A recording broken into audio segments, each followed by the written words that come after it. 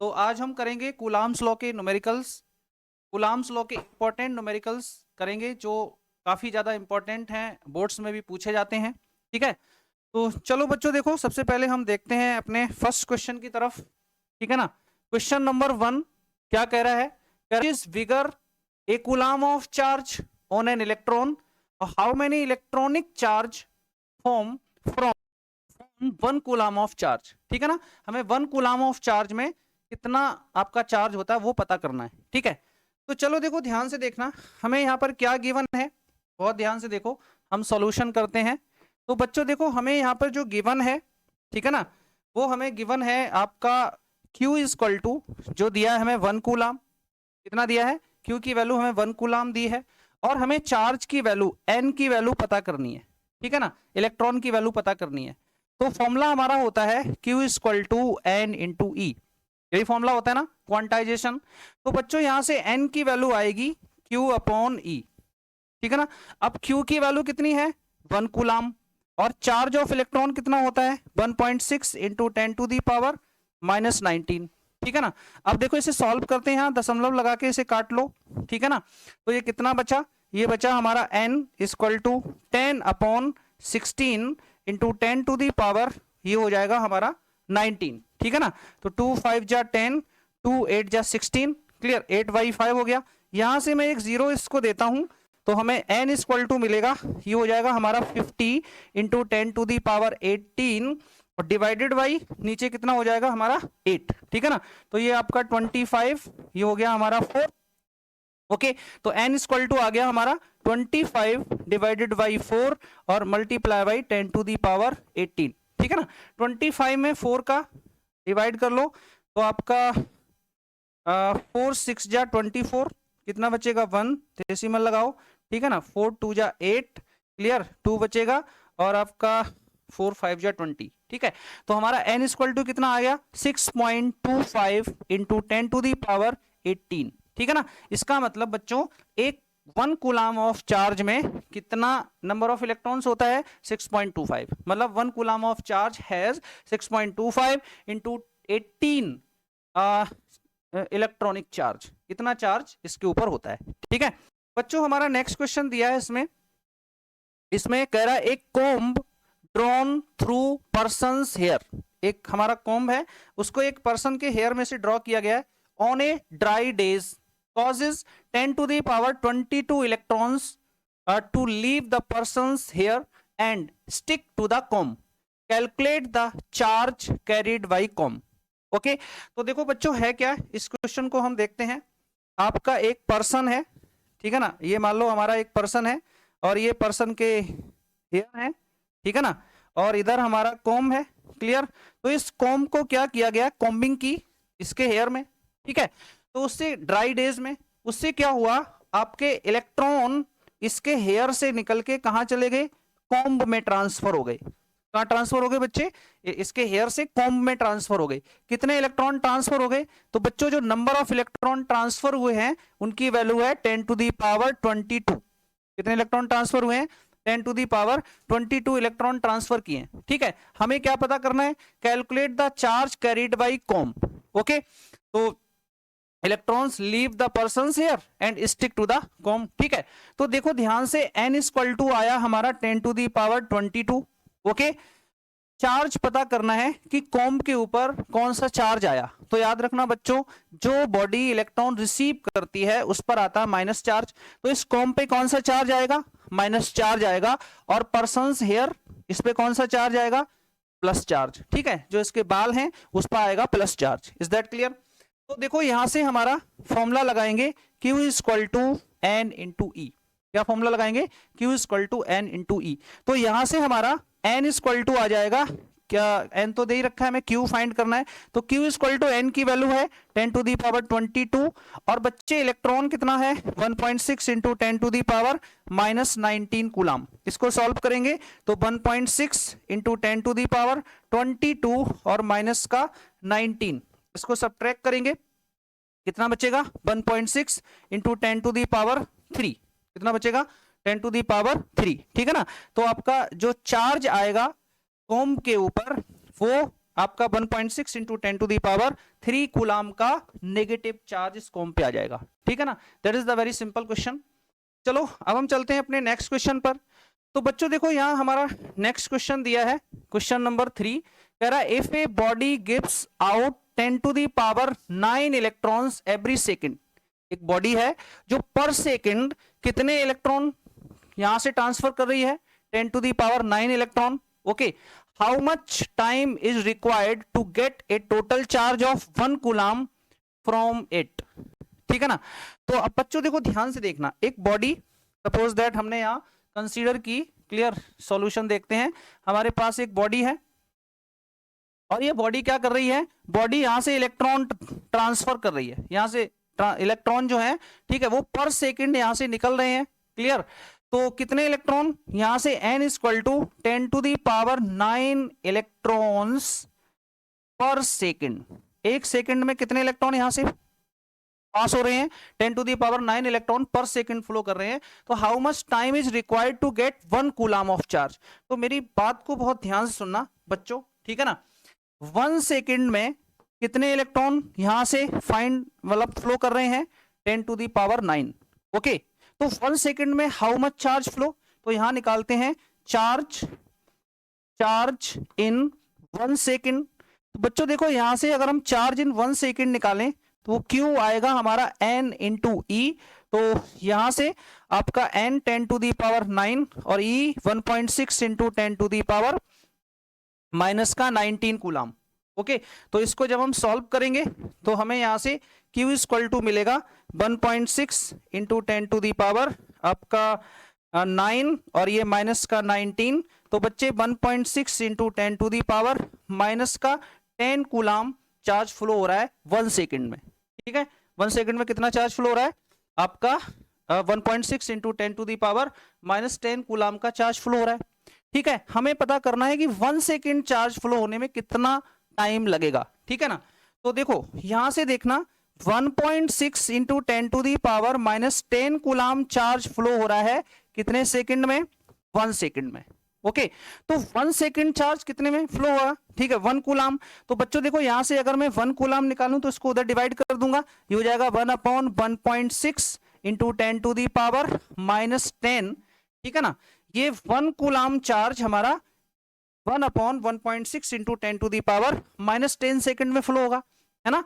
तो हमें तो यही पता करना था ना कि 1 कूलाम चार्ज कितने सेकंड में फ्लो होगा। अब इसको सॉल्व कर लेंगे तो बच्चों देखो यहां से 1 कूलाम चार्ज इक्वल टू आएगा, क्लियर, ये हो गया 1/1.6, यहां से 1/1.6 इंटू 10⁻10। ठीक है ना, 10 का हम क्या करेंगे, इसको ऊपर शिफ्ट करेंगे, ऊपर शिफ्ट करेंगे तो एक ऐसा हो जाएगा प्लस का हो जाएगा। ठीक है, तो बच्चों देखो ये आ जाएगा हमारा यहां से 1.6 इंटू 10⁻10, इसको आप हटा दो तो 2 5 जा 10, 2 8 जा 16।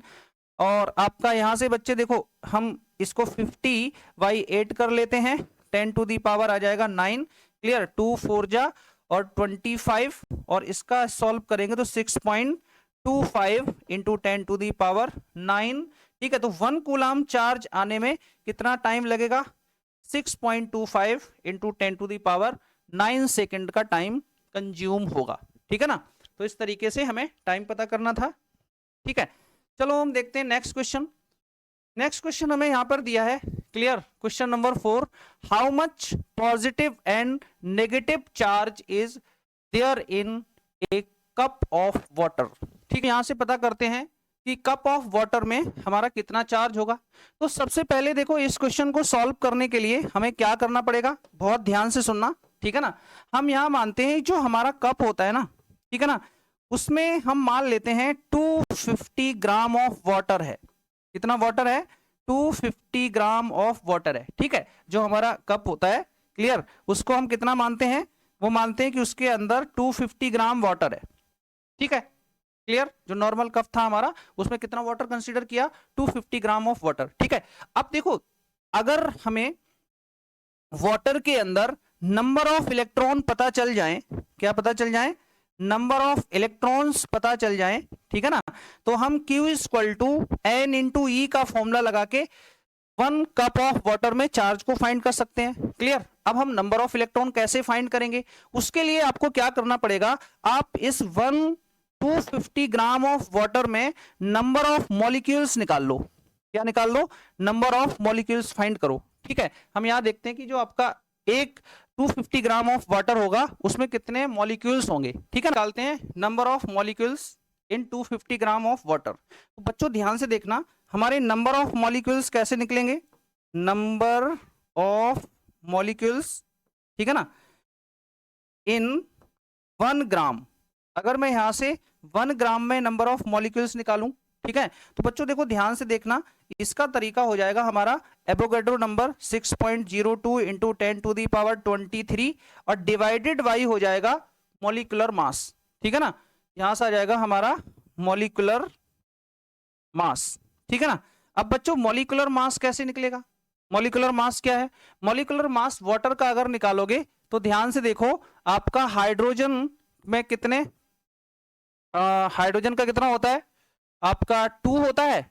ऑक्सीजन का कितना होता है? 16 होता है। टोटल हमारा कितना आ गया? 18। ठीक है, तो आपका यहां से आया 6.02 इंटू 10⁻23 अपॉन हमारा कितना हो गया? 18। ठीक है ना, और अगर मैं यहां से number of molecules in 250 gram of H2O तो वो कितना आ जाएगा? 6.02 इंटू 10⁻23 और हम इसमें 250 का क्या कर देंगे? मल्टीप्लाई कर देंगे और मॉलिक्यूलर मास 18 का डिवाइड कर देंगे। ये हमारा 8.36 इंटू 10⁻24 आ जाएगा। ठीक है, तो ये क्या आया? ये हमारा नंबर ऑफ मॉलिक्यूल्स आ गए n। ठीक, अब ध्यान सुनना, एक यहां निकालते हैं हम नंबर, यहां से देखो अगर हम फाइंड करते हैं number of electrons in 1 molecule. ठीक है, तो बच्चों वाटर के 1 मॉलिक्यूल में इलेक्ट्रॉन कितने होंगे? फॉर्मूला हमारा H2O होता है, हाइड्रोजन कितने? 2, तो एक हाइड्रोजन में 1 इलेक्ट्रॉन। ठीक है, तो 1 इंटू 2, ऑक्सीजन में कितने इलेक्ट्रॉन होते हैं हमारे? 8 इलेक्ट्रॉन। तो बच्चे टोटल कितना आ गया? 10। ओके, इलेक्ट्रॉन आ गए। अगर मुझे यहां से टोटल इलेक्ट्रॉन निकालने हैं, टोटल इलेक्ट्रॉन, तो बच्चों देखो टोटल इलेक्ट्रॉन्स के लिए हम कैपिटल N इक्वल टू, ठीक है, नंबर ऑफ मॉलिक्यूल्स, और हम निकालेंगे एक मॉलिक्यूल्स में कितने इलेक्ट्रॉन थे? 10। ठीक है ना, तो ये हमारे टोटल आ गए। N की वैल्यू पुट कर दो यहां से, आपका 8.36 इंटू 10⁻24 और ये हो गया हमारा 10। ओके, तो इस तरीके से हमारा कितना आ गया? 8.36 इंटू 10⁻25 इलेक्ट्रॉन्स हो गए। ठीक है, तो बच्चों अगर मुझे चार्ज फाइंड करना है तो चार्ज इक्वल टू आ जाएगा Q equal to N into E। ठीक है, तो बच्चों जो N की वैल्यू आई है वो कितनी है? 8.36 इंटू 10⁻25, तो यहां से 8.36 इंटू 10⁻25 और इंटू 1.6 इंटू 10⁻−19 अप्लाई करोगे तो 1.33 इंटू 10⁻7 कूलाम। ठीक है, तो ये जो चार्ज आ गया ये हमारे 1 कप ऑफ वाटर का चार्ज आ गया 1.3। ध्यान से देखो हमारा नेक्स्ट क्वेश्चन क्या है। अब हम चलते हैं अपने नेक्स्ट क्वेश्चन की तरफ। तो बच्चों देखो नेक्स्ट क्वेश्चन क्या है।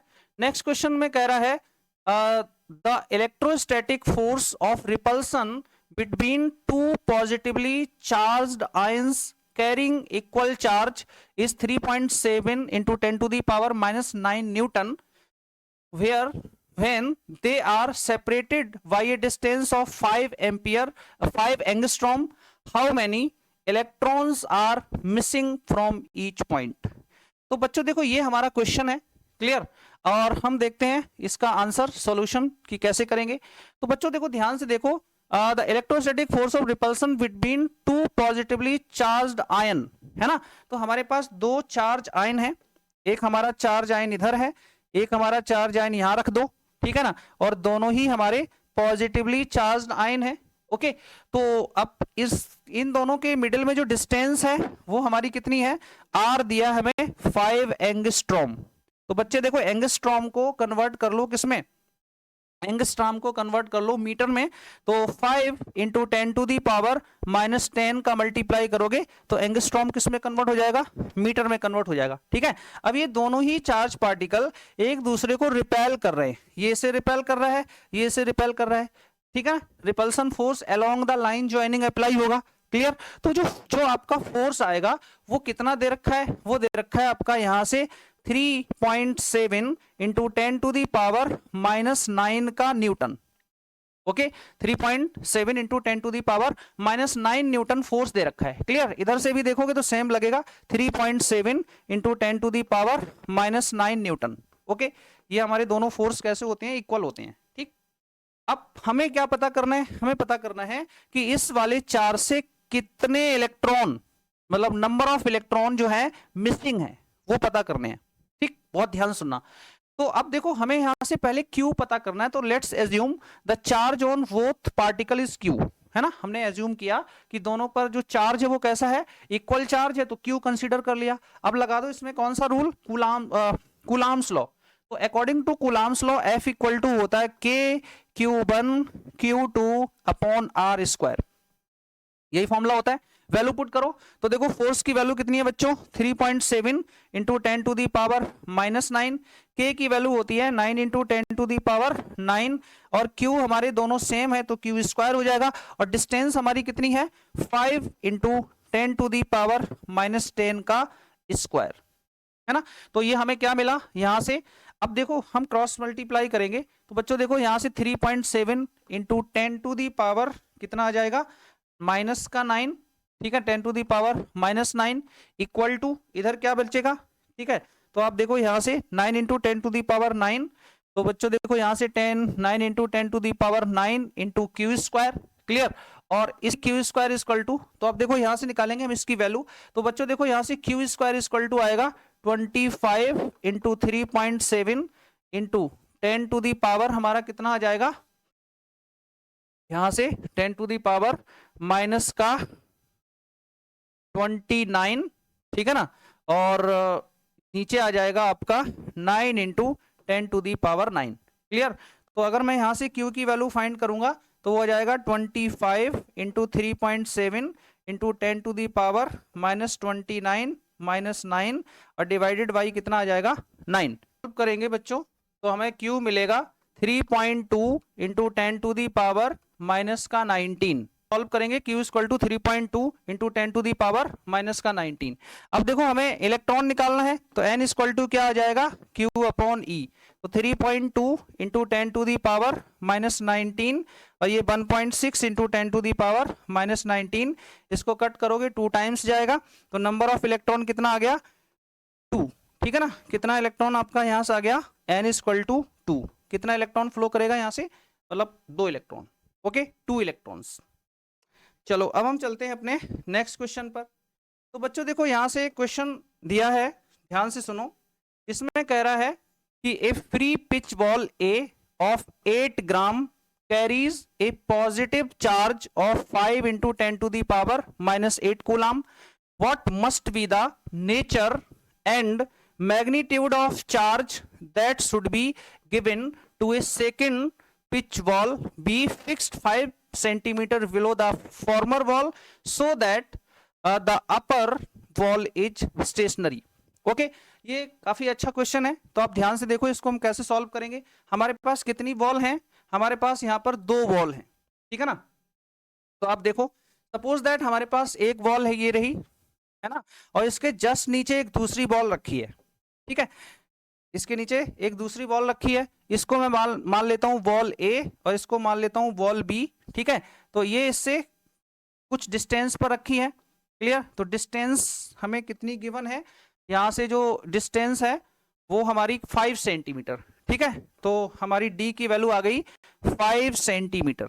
अब मेरी बात को ध्यान सुनना, इसका जो वेट अप्लाई होगा वो डाउनवर्ड अप्लाई होगा, है ना। जो अपर वाली वॉल है उसका वेट किधर अप्लाई होगा, डाउनवर्ड। ठीक है, और जो आपकी फर्स्ट वाली वॉल है उसके ऊपर पॉजिटिव चार्ज है।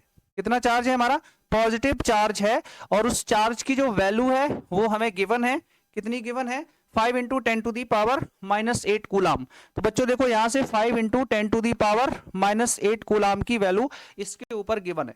अब मुझे इसको ना, इसको हवा में टांग के रखना है, इक्विलिब्रियम में मेंटेन करना है। तो हवा में कैसे टंगेगी, अगर मैं इसको नेगेटिव चार्ज दूं, सॉरी इसको भी पॉजिटिव चार्ज दूं। क्लियर, तो ये पॉजिटिव चार्ज वाली बॉडी इससे क्या करेगी, ऊपर रिपेल करेगी, है ना। तो ये रिपेल करेगी, रिपेल करने के लिए फोर्स लगाएगी ऊपर, ठीक है ना। और वो कौन सा फोर्स होगा, इलेक्ट्रोस्टैटिक फोर्स। ठीक है, तो ध्यान से देखना, इसके ऊपर जो इलेक्ट्रोस्टैटिक फोर्स लगेगा वो हमारा K Q1 Q2 upon R square, ये फोर्स लगेगा, है ना। और जब ये फोर्स इसके वेट के जस्ट इक्वल हो जाएगा, उसी कंडीशन में ये जो हमारी ऊपर वाली वॉल A है वो वहीं पर बैलेंस हो जाएगी, ठीक है ना। तो हमें ये पता करना है कि जो आपकी सेकंड वाली वॉल है इस पर कितना अमाउंट का चार्ज है, Q1 हमें गिवन है, ये हमारा क्वेश्चन है, ठीक है। तो देखो सबसे पहले हम कूलाम्स लॉ से देखते हैं, ठीक है। तो F equal to K Q1 Q2 upon आपका R स्क्वायर, ठीक है। इसको D को R मान लो आप, इसे बनाते हैं इक्वेशन नंबर 1, ठीक। जो वेट है हमारा वो कितना है, M इंटू G, इसे मान लो इक्वेशन नंबर 2। अब दोनों को at equilibrium condition, at equilibrium, तो बच्चों देखो इक्विलिब्रियम कंडीशन मेंटेन करने के लिए फोर्स और वेट दोनों को इक्वेट कर दो, ठीक है। तो ये आ जाएगा हमारा K Q1 Q2 upon R square और इधर हमारा M इंटू G, ठीक है ना। बॉडी का मास गिवन है 8 ग्राम, क्लियर। तो यहां देखो ये जो आपका चार्ज दिया है इसका मास 8 इंटू 10 टू दी पावर -3 ग्राम को किस में कन्वर्ट कर लेंगे, किलोग्राम में कन्वर्ट कर लेंगे। और जो डिस्टेंस दिया है 5 इंटू 10 टू दी पावर -2, इसको हम मीटर में कन्वर्ट कर लेंगे, ठीक है। चलो अब देखो यहां से हमें जो वैल्यू दे रखी है उसे पुट कर दो, तो 9 into 10 to the power 9 K की वैल्यू हो जाएगी, क्लियर। और जो हमें Q1 की वैल्यू गिवन है 5 इंटू 10 टू दी पावर -8, तो यहां से 5 इंटू 10 टू दी पावर -8 आ जाएगा, ओके। और Q2 की वैल्यू हमें पता करनी है, क्लियर। और डिवाइडेड बाई डिस्टेंस जो है वो कितना गिवन है, यहाँ से डिस्टेंस हमें 5 इंटू 10 टू दी पावर -2 दिया है, तो यहां से 5 इंटू 10 टू दी पावर -2 का होल स्क्वायर हो जाएगा। और बच्चों मास कितना दिया है, मास की वैल्यू हमारी 8 इंटू 10 टू दी पावर -3 है, तो आपका 8 इंटू 10 टू दी पावर -3 और G हमारा कितना हो जाएगा 10, ओके। इसको सॉल्व करेंगे तो आप बहुत ध्यान से देखना, फिलहाल मैं इसको 9 into 5 into 10 to the power, यहां से आपका 1 बचेगा, क्लियर, 1 लिखने के लिए 10 बचेगा, ओके। चार्ज हमारा Q2, नीचे हम इसको 5 into 5 into 10 to the power -4 लिख सकते हैं, और ये 8 आपका हो जाएगा 8 इंटू 10 टू दी पावर -2, है ना। इसके साथ एडजस्ट कर देंगे। अब एक 5 से 5 कैंसिल आउट कर देंगे, ठीक है। तो हमारा बच्चा यहां से 90 हो जाएगा, है ना। और नीचे बचेगा 5 और ये 10 to the power 4, Q2 equal to आ जाएगा 8 इंटू 10 टू दी पावर -2। इसको अरेंज करेंगे तो बच्चों देखो यहां से Q2 इक्वल टू आ जाएगा 8 इंटू 10 टू दी पावर -2 और आपका 5 डिवाइडेड बाई हो जाएगा 90 इंटू 10 टू दी पावर 4, ठीक है ना। अब इसको Q2 इक्वल टू आ जाएगा 4.36 into 10 to the power -7 coulomb, okay. मतलब जो हमारी सेकंड बॉडी है उस पर कितना 4.36 into 10 to the power -7 coulomb का चार्ज होना चाहिए, ठीक है। तो आई होप आपको समझ में आया होगा। चलते हैं अपने नेक्स्ट क्वेश्चन पर। तो बच्चों देखो हमारा नेक्स्ट क्वेश्चन दिया है, ध्यान से देखो, इसमें बोल रहा है कि particle of mass small m carries A charge of -Q1 is moving around a charge plus Q2 along a circular path of radius small r, okay. Prove that the period of revolution of charge minus Q1 about plus Q2 is given by this, है ना। हमें charge of revolution पता करना है, ठीक। तो चलो देखो क्वेश्चन में क्या है, ध्यान से देखो। वो कह रहा है कि आप हमारे पास ना एक प्लस Q का चार्ज है, ये हमारा प्लस Q कूलाम का चार्ज है, और इस चार्ज के अराउंड एक और दूसरा -Q कूलाम का चार्ज इसके अराउंड ऐसे घूम रहा है, ठीक है ना। इस तरीके सर्कुलेट कर रहा है अराउंड दिस सर्कुलर पाथ पे, है ना।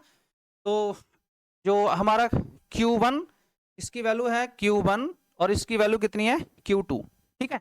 तो इस तरीके सर्कुलेट कर रहा है, कोई बात नहीं, along a circular path of radius r, ठीक है। जो पाथ दिया है उसकी रेडियस कितनी दे रखी है, r रेडियस दे रखी है, क्लियर। बहुत ध्यान सुनना, अब हमें पीरियड ऑफ रिवोल्यूशन पता करना है, ओके। तो देखो ध्यान से देखो, अभी जैसे ही चार्ज आपके यहां रखे हैं तो एक माइनस दूसरा प्लस, इनके बीच में अट्रैक्शन फोर्स लगेगा जिसको हम निकालेंगे कूलाम्स लॉ से, किससे निकालेंगे बच्चे? कूलाम्स लॉ से। तो कूलाम्स लॉ से हमारा F इक्वल टू आ जाएगा K टाइम्स Q1 Q2 और डिवाइडेड बाई R स्क्वायर। ये हो जाएगा इक्वेशन 1, हो जाएगा। यहाँ कोई प्रॉब्लम? अब देखो ये जो आपका फोर्स आ रहा है, ठीक है ना, ये फोर्स कन्वर्ट होगा किसमें? सेंट्रीपेटल फोर्स में। किसमें कन्वर्ट होगा बच्चे? सेंट्रीपेटल फोर्स में कन्वर्ट होगा, ठीक है ना। तो देखो यहां से जो इस पे सेंट्रीपेटल फोर्स लगेगा, सेंट्रीपेटल फोर्स, याद रखना अगर कोई बॉडी सर्कुलर मोशन कर रही है तो वो विदाउट सेंट्रीपेटल फोर्स के पॉसिबल नहीं है ना। जब इस पे सेंट्रीपेटल फोर्स लगेगा वही तो इसको सर्कुलेट कराएगा, है ना। और ये मान लो v वेलोसिटी से चल रही है, ओके। तो आपका यहां से सेंट्रीपेटल फोर्स हो जाएगा mv स्क्वायर अपॉन r, ये हो जाएगा इक्वेशन 2, ठीक है। अब हम क्या करेंगे? इक्वेशन 1 और इक्वेशन 2 को इक्वेट कर देंगे, क्योंकि जो हमारा ये जो इलेक्ट्रोस्टैटिक फोर्स लग रहा था ना बच्चों, ये वाला क्लियर, ये हमारा है इलेक्ट्रोस्टैटिक फोर्स। इलेक्ट्रोस्टैटिक फोर्स, यही इलेक्ट्रोस्टैटिक फोर्स किसमें बदल जाता है? सेंट्रीपेटल फोर्स में, ओके। सेंट्रीपेटल फोर्स कहने का मतलब ये जो इलेक्ट्रोस्टैटिक फोर्स है ना, यही सेंट्रीपेटल फोर्स प्रोवाइड करता है, इसी की वजह से, ओके। तो दोनों को इक्वेट कर दो। तो इक्वेट करोगे तो हमारा एफ सी इक्वल टू आएगा, एफ के वैल्यू पुट करोगे तो K Q1 Q2 divided by R square equal to M B square divided by R. एक रेडियस से रेडियस कैंसिल आउट होगा, है ना। तो जब रेडियस कैंसिल आउट होगा तो हमें मिलेगा के times Q1 Q2 divided by इधर मिलेगा कितना? M B square. कितना आया हमारा? एम बी स्क्वायर, ये मिला, ओके। तो अब देखो ध्यान से, अगर मैं यहां से वेलोसिटी की वैल्यू निकालूं तो वो हो जाएगी के Q1 Q2 divided by mass का अंडर रूट, ओके। हमें पता क्या करना है? हमें पता करना है पीरियड ऑफ रिवॉल्यूशन, है ना। तो पीरियड ऑफ रिवॉल्यूशन क्या होता है? ठीक है ना, जो हमारा पीरियड ऑफ रिवॉल्यूशन होता है, क्लियर, या टाइम पीरियड जो होता है वो वन साइकिल को ये जब अपना वन साइकिल कंप्लीट करेगा ना, उसमें कितना टाइम कंज्यूम हुआ, उसे कैसे निकालेंगे? उसके लिए देखो आपने फॉर्मूला पढ़ा है, speed equal to distance upon time, formula पढ़ा है ना, ठीक है। तो बच्चों देखो यहां से टाइम इक्वल टू आ जाएगा डिस्टेंस अपॉन स्पीड, ओके। अब बहुत ध्यान से सुनना, डिस्टेंस कितना चलेगा? ये 1 राउंड में अपने सरकमफेरेंस के बराबर, है ना। और सरकमफेरेंस कितना हो जाएगा? ठीक है, डिस्टेंस सरकमफेरेंस के बराबर, और सरकमफेरेंस होगा हमारा 2 पाई आर, ओके। यहां से चलेगा और चलते चलते आपका यहां तक पहुंचेगा, तो ये कितना चलेगा? सरकमफेरेंस के इक्वल, और सरकमफेरेंस कितना हो जाएगा? 2 पाई आर, ओके। तो हम क्या करेंगे? यहां से टाइम पीरियड फाइंड करेंगे, क्लियर, टाइम पीरियड। तो बच्चों देखो यहां टाइम पीरियड के लिए यहां से इस रिलेशन से टाइम इक्वल टू कितना? डिस्टेंस अपॉन स्पीड आ रहा है, तो टाइम टी इक्वल टू आ जाएगा distance circumference 2 pi R, speed हमारी v, ओके। तो बच्चों देखो यहां से टाइम, इसको मैं कैपिटल टी से डिनोट कर दे रहा हूं, ठीक है। तो अब देखो यहां से t equal to 2 pi R divided by आपका v की वैल्यू ये वाली वैल्यू उठा के यहां पुट कर दो, तो आपको मिलेगा अंडर रूट के Q1 Q2 divided by m, okay. अब मेरी बात को बहुत ध्यान से सुनना, क्लियर। मैं मास को ले जाता हूं ऊपर, ठीक है। तो हो जाएगा 2 पाई और आपका रूट m, और नीचे बचेगा रूट, और k को लिख देता हूं 1/4 pi epsilon not Q1 Q2, है ना। अब जो कुछ भी सबको अंडर रूट के अंदर कर दो, तो क्या मिलेगा हमें? यहां से t इक्वल टू 4 पाई भी ऊपर चला जाएगा, तो ये आ जाएगा, इसका हो जाएगा 4 पाई स्क्वायर, और ये multiply by 4 pi epsilon not अंदर m, ठीक है। और नीचे आपको क्या मिलेगा? यहां से मिलेगा हमारा Q1 और Q2, ठीक है। तो आप देखो ध्यान से, अंदर जब मल्टीप्लाई करोगे तो time period t equal to कितना आया? यहां से 4 4 या 16, है ना। तो ये आपका आ जाएगा 16 पाई क्यूब, ओके। और क्या मिला हमें? मास एप्सिलॉन नॉट, ठीक है। तो मास एप्सिलॉन नॉट डिवाइडेड बाई नीचे कितना है हमारा?